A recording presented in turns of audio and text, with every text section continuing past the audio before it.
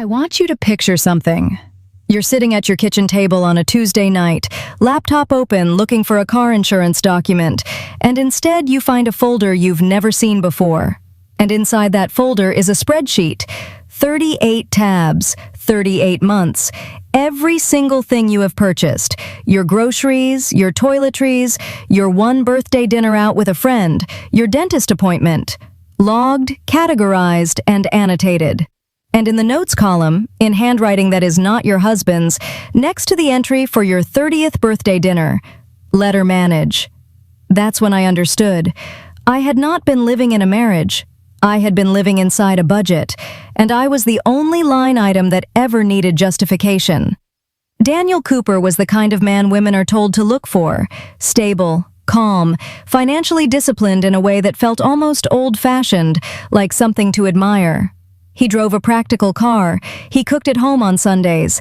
He had a savings account he'd opened at 19 and never once raided for something stupid.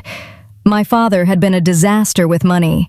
Impulsive, unreliable, always one bad decision away from a crisis. So when I met Daniel, I felt something I hadn't felt growing up. Safety. Like I'd finally found someone who knew how to hold things together. We married in the spring. Small ceremony. He suggested it, but I agreed. I wasn't interested in a performance. I found my dress on a sample sale rack.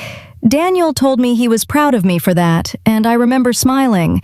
I remember thinking, we're a team. Looking back at that moment now turns my stomach. He took over the household finances shortly after we moved in. His idea, framed as logic, he was better with numbers. The bills ran more smoothly when they were centralized. It just made sense. I kept my own account for my paycheck. I wasn't shut out, I just deferred to him. Because I trusted him. Because I thought that's what partnership looked like. And for a while, or what felt like a while, nothing seemed wrong. Then his mother started coming around more, and everything began to shift in a direction I couldn't name yet. Linda Cooper was exactly the kind of woman you cannot argue with in polite company. Elegant, composed, the type who brought homemade pie to your house and somehow made you feel like a guest in it. She never raised her voice. She never said anything overtly cruel. What she said was always one layer removed from cruel. Dressed up in wisdom, delivered with a gracious smile, impossible to directly confront without sounding paranoid. The first incident was groceries. I'd stopped at a nicer store instead of the discount chain Daniel preferred, not for luxury, but because my doctor had recommended a specific probiotic yogurt after I'd been dealing with some digestive issues. Daniel saw the receipt. He didn't yell. He just said very evenly, "You know we usually go to Food Max." I explained. He nodded. Conversation over. 3 days later, Linda came for dinner. Halfway through the salad, she mentioned, lightly, the way you'd mention the weather, that she'd read something about how young couples bleed money on brand names when the store brand works just as well. She smiled at me while she said it. I smiled back. I told myself it was a coincidence, but I noticed it. I filed it away. Then I noticed the pattern. I would buy something, a tube of good moisturizer, a pair of work flats to replace the ones falling apart, a paperback. And within 48 hours, Daniel would appear beside me with a question. Not an accusation, just a question. Did you actually need that? Or, that seems steep for something like that. Quiet, reasonable, impossible to fight without looking defensive. I started leaving shopping bags in my car until he wasn't home. When you start hiding your own purchases in your own house, something is already very wrong. I just wasn't ready to say it out loud yet. My 30th birthday was when the floor first shifted under me. I didn't ask for anything big. I asked for dinner. A real restaurant, tablecloth, a glass of wine, the kind of normal birthday evening that most people don't think twice about. Daniel said he'd look into it. I genuinely believed him. I told myself to stop worrying. My birthday came. He made pasta at home and handed me a candle from the drugstore checkout rack. Not a nice candle, a $3 candle that still had a clearance sticker on the bottom. I went to the bathroom and sat on the edge of the tub and cried as quietly as I could. Then I washed my face, came back out, and said thank you. because I had already been so thoroughly conditioned to feel guilty for wanting anything that I sat there on my own birthday and told myself I was the problem. That night, Linda called to wish me well. She said, "I hear Daniel made you a home-cooked meal for your birthday. That's real love, Emma. A lot of women chase the gesture and miss the meaning." I stood very still in the kitchen. I had not told Linda what we were doing for my birthday. I hadn't posted anything. And yet she knew. Not just that we'd stayed home, but how to frame it, how to make sure I understood I should be grateful, which meant Daniel had called her before the birthday, to run it by her or to report it or something in between, and she'd given him the words to hand me in case I seemed disappointed. I didn't have proof of any of this, not yet, but I felt it with a certainty that was hard to explain, the particular chill of realizing you're not the only person making decisions about your life. Then, 2 weeks later, the dental appointment, a routine filling replacement, $400 after insurance, not a cent of it optional. Daniel stared at the estimate like it was a personal insult and said, "Can it wait?" A filling, in a tooth, already cracked. He asked if it could wait. I paid it. He mentioned it twice more over the following month, once at dinner, once while we were getting ready for bed, both times with that same measured, reasonable tone, like he was teaching me something about fiscal responsibility. His own gym membership, premium tier, $65 a month, the one with the sauna and the sports nutrition consultation he never used, renewed without a word. I checked later. It was not in the spreadsheet, not a single month. This is the part that's hard to explain to people who haven't lived it. Financial control doesn't feel like control while it's happening. It feels like self-doubt. It feels like you asking yourself over and over, "Am I being unreasonable?" Because every single incident, described on its own, sounds small. He questioned a grocery store. He made a comment about a blouse. He suggested my haircut could wait another few weeks. Each one, nothing. All of them together, a cage you built around yourself because you were handed the materials one piece at a time. I started doing math in my head before I bought shampoo. I would stand in the drugstore aisle calculating whether the brand I actually wanted would generate a comment, and whether I was in the mood to manage that comment, and whether it was worth it. Sometimes I'd put the thing back, come home empty-handed, call it being responsible. The disparity was becoming impossible to ignore. Daniel's golf Sundays? Never discussed. The $600 fishing trip with his work friends? Planned, paid, done. No conversation required. The new power tools he bought for a project that took 2 weekends and then lived in the garage? Fine. Meanwhile, I was quietly rationing face wash and dreading the look he'd give me if I came home with a new work bag to replace the one with the broken zipper I'd been safety pinning shut for 4 months. I tried once, carefully, gently, because I'd learned that tone mattered enormously, to point out that the measuring felt uneven. He looked at me with that particular calm of his and said, "I don't think that's fair, Emma. You know I just want us to be stable." Said it like I was confused, like I'd misread something obvious. And then, that same Sunday, Linda came for dinner.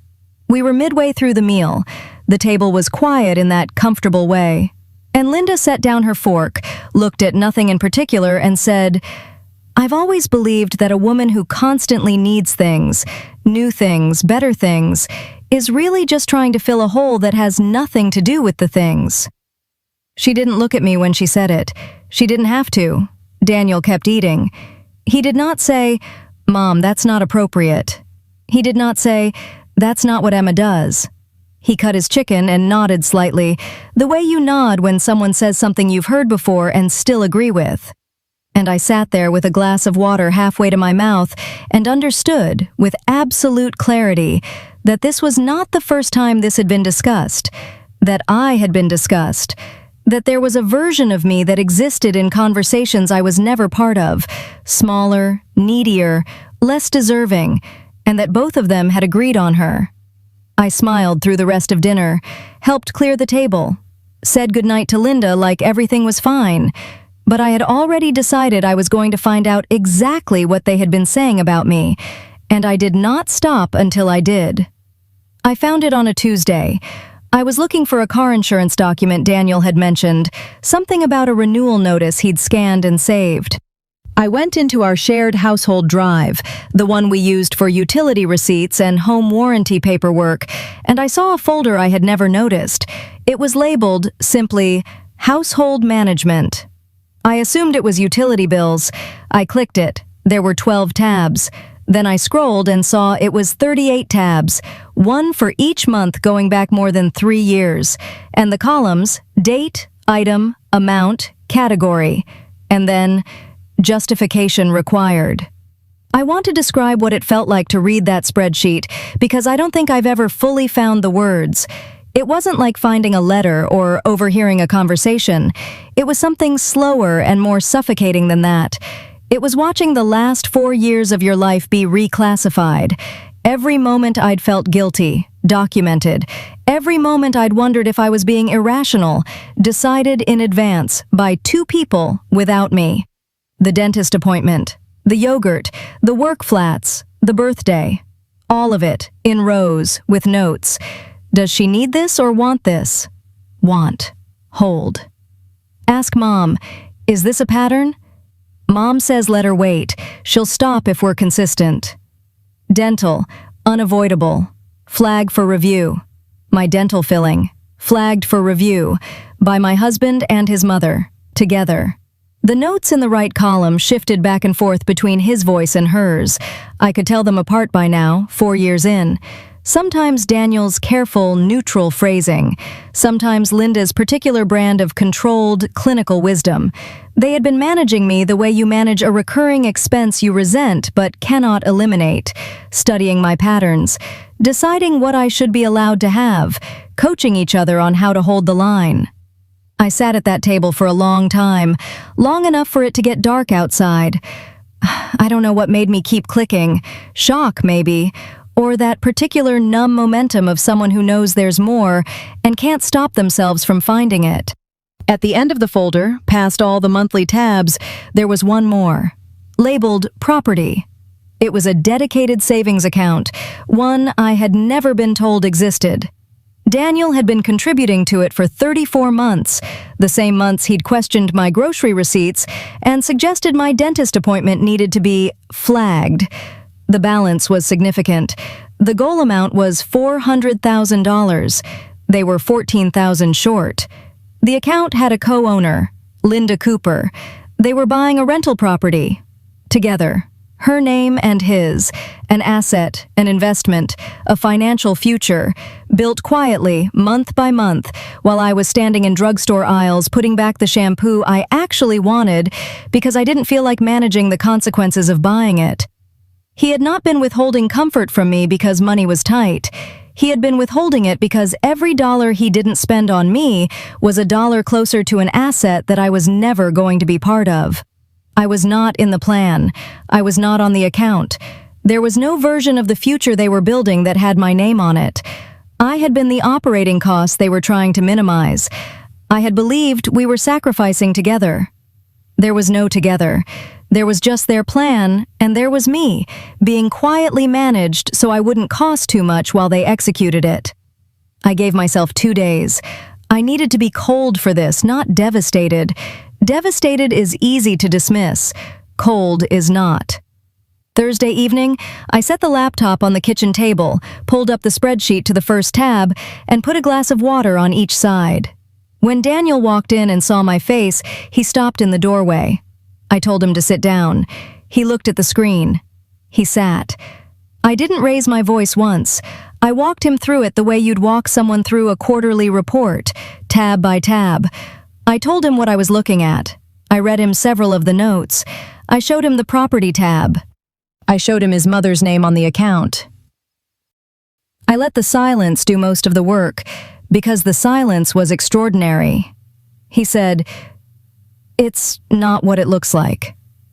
I said, "Then explain to me what it looks like, Daniel, because what it looks like is that you and your mother sat down together and decided how much comfort I was allowed to have in my own marriage, and then you built a paper trail, so I'd like to hear the other explanation."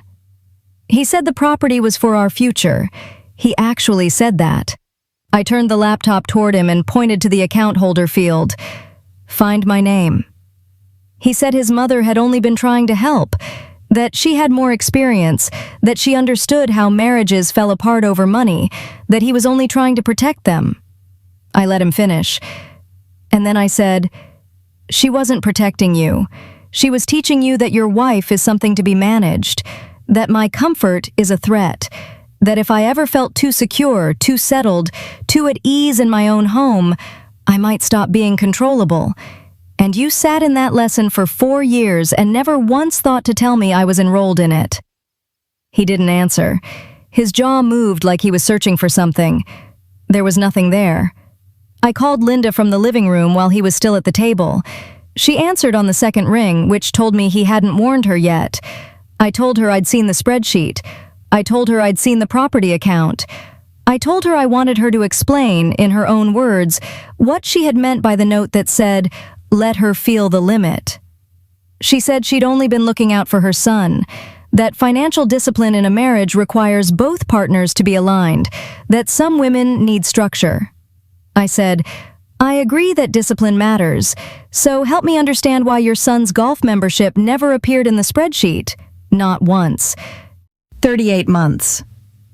The line went quiet for a moment, then she hung up. I was out of the house within 2 weeks. The months after were their own kind of reckoning. I'd go back through the marriage in my head, specific moments, specific conversations, and watch them rearrange themselves into something I hadn't been able to see from inside it. Every time I'd felt guilty for wanting something, I was feeling the system working correctly. Every time I'd told myself I was being unreasonable, I was being kept in line. Every time I'd called Daniel responsible, I was praising the architecture of my own constraint. I'd been trained. The way you train an animal to stay inside a boundary, not by cruelty dramatic enough to provoke rebellion, but by consistent, calm, invisible pressure, applied long enough that the animal stops noticing the fence and starts believing the boundary is her own idea. That's the thing about this kind of control. It doesn't look like control. It looks like maturity. It looks like two people being smart about money. It looks like a steady, responsible husband and a wise mother-in-law with good values. It looks exactly like the kind of marriage you're supposed to want. Cheap people are thoughtless. What Daniel and Linda ran was not thoughtlessness. It was a methodology. There was documentation. There were notes. There were strategy discussions about how to keep me from feeling too comfortable. You do not build a 38-tab spreadsheet by accident. You build it because you have a goal, and you are tracking your progress toward it. That goal was not our future. It never was. Divorce proceedings began last fall. During one of the early mediation sessions, Daniel's attorney described his financial behavior as diligent asset protection. I had to press my thumbnail into my palm to keep my face neutral. But the moment that still lives in me, the one I didn't see coming, happened outside the mediator's office. Daniel caught up with me in the hallway. He looked exhausted in a way I hadn't seen before. He said he wanted me to know he was sorry, that he could see now that things had gone too far. I waited. He said his mother had always told him, "A wife who feels completely secure stops trying. You have to keep a little uncertainty in the equation.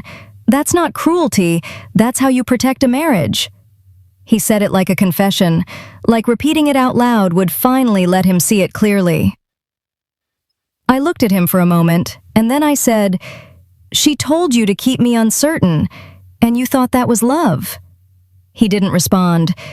And here's what I've understood since then, standing on the other side of it. He thought he was following advice. He thought he was being a good son, a careful husband, a smart man.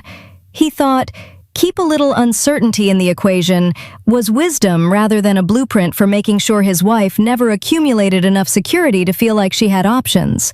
Linda Cooper raised a son who believed that a woman's comfort was a negotiation, that a wife's sense of safety was a lever, that love, properly managed, should always leave the woman slightly off balance, grateful, uncertain, dependent, and too busy justifying her own basic needs to look closely at the account with his mother's name on it. They didn't fail at marriage, they succeeded at something else entirely, something that was never marriage at all. And they kept records.